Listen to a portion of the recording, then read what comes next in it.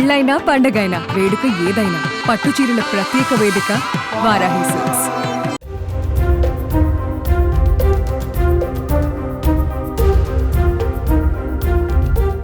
21వ శతాబ్దంలోనూ ప్రపంచంలోని చాలా మంది ప్రజల్లో మూఢనమ్మకాలు ఇంకా చావలేదు.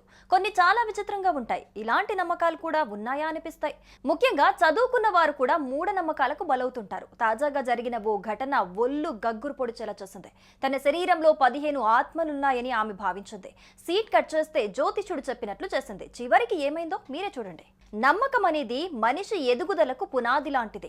మూఢనమ్మకం అనేది మనిషి ఎదుగుదలకు అడ్డుగోడ లాంటిది. ప్రస్తుత సమాజంలో నమ్మకం అనే పేరులోనే మూఢనమ్మకాలు పాటించేవారు చాలా మంది ఉన్నారు.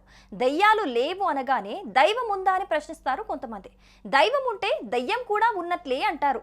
ఇలా మూఢనమ్మకాలకు సంబంధించి ఎవరి అభిప్రాయాలు వారికున్నాయి. దీనివల్ల వారికి మాత్రమే కాదు, వారి చుట్టూ ఉన్న వారి జీవితాలకు కూడా ఏదో ఒక ఇబ్బంది ఎదురవుతుంది. తాజాగా ఇటువంటి ఘటన ఒకటి చోటు చేసుకుంది.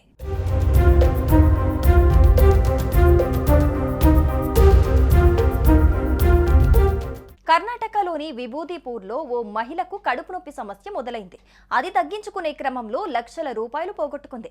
ఆమె శరీరంలో ఆత్మలున్నాయంటూ ఓ జ్యోతిష్యుడు నమ్మించి ముంచేశాడు. ఈ ఘటన ఆలస్యంగా వెలుగు చూసింది. పోలీసులు తెలిపిన వివరాల మేరకు విభూతిపూర్కు చెందిన ఓ మహిళకు 2023లో జీర్ణ సంబంధిత సమస్య మొదలైంది. ఆమె చేతులు కాళ్ళు కూడా వాచిపోయాయి. ఈ విషయాన్ని ఆమె తన స్నేహితురాలికి చెప్పింది. అయితే ఆమె ఆసుపత్రికి వెళ్లాలని సూచించకుండా ఓ జ్యోతిష్యుడిని సంప్రదించింది. సదరు మహిళ శరీరంలో ఆత్మలున్నాయని, 15 ఆత్మలు వెంటాడుతున్నాయని జ్యోతిష్యుడు నమ్మించారు. దుష్ట శక్తుల్ని దూరం చేయాలంటే పూజ చేయాలని చెప్పాడు. నిజమేనని అనుకున్న ఆ స్నేహితురాలు ఇదే విషయాన్ని బాధిత మహిళకి చెప్పింది. అయితే ఆమె కూడా ఇదే విషయాన్ని నమ్మింది. తన శరీరంలో నిజంగానే ఆత్మలున్నాయని భావించింది. జ్యోతిష్యుడు చెప్పినట్లు చెయ్యడానికి ఒప్పుకుంది. తన జాతకం ఫోటోలను అతడికి పంపించింది.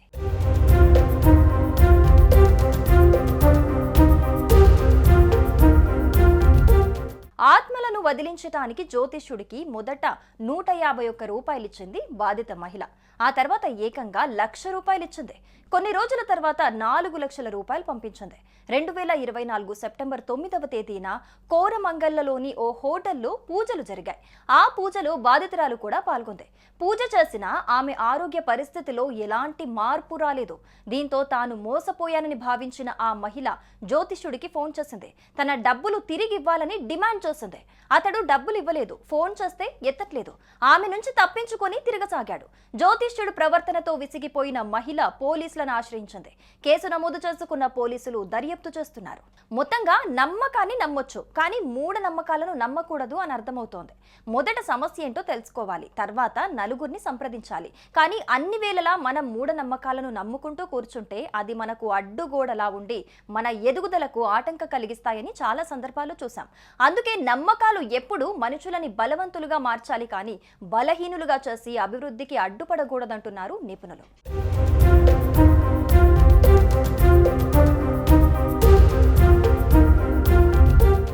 సుమన్ టీవీలో మీ పర్సనల్ అండ్ బిజినెస్ ప్రమోషన్స్ కోసం కింది నెంబర్కి కాంటాక్ట్ చేయండి.